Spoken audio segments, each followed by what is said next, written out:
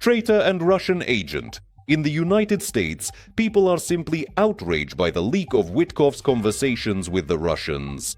A member of Congress and politicians are outraged by the leak of the conversation between U.S. Special Representative Steve Witkoff and the Russians, during which he advised them on how to promote a peace plan to American President Donald Trump. And now, more information in our report. My name is Yevhen Sirov. This is the Glavred channel. Subscribe and give us a like. Let's get started.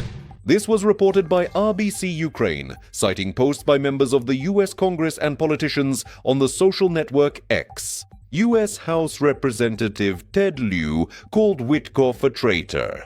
A true traitor. Steve Witkoff should be working for the United States, not for Russia, he commented. Congressman Don Bacon called for Witkoff to be fired and called him a Russian agent. For those who oppose the Russian invasion and want to see Ukraine as a sovereign and democratic country, it's clear that Witkoff fully supports the Russians. He cannot be trusted to conduct these negotiations. Would a paid Russian agent have done any less than he has? He should be fired, he wrote. Republican U.S. Representative Brian Fitzpatrick called the call a significant problem. This is a very serious problem, and one of many reasons why these pointless sideshows and secret meetings need to stop. Let Secretary of State Marco Rubio do his job honestly and objectively, the congressman commented.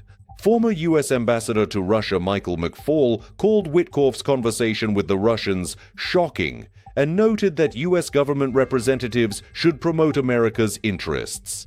The duty of everyone who serves in the national security sector of the United States government is to advance American national interests, not the interests of other countries, and especially not those of barbaric, imperial warmongers like Putin, he emphasized. Let us recall that earlier, Bloomberg published transcripts of 2 phone conversations. The first was allegedly between Special Representative Witkoff and Putin's aide Ushakov on October 14th. During the conversation, Witkoff advised the Russians on how best for Putin to present Russia's peace proposals to Trump, insisting that the call should take place before Ukrainian President Zelensky arrives at the White House.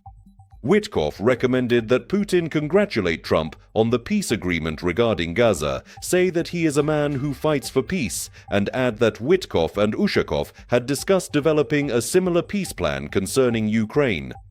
The second conversation was between Ushakov and the Russian envoy Dmitriev.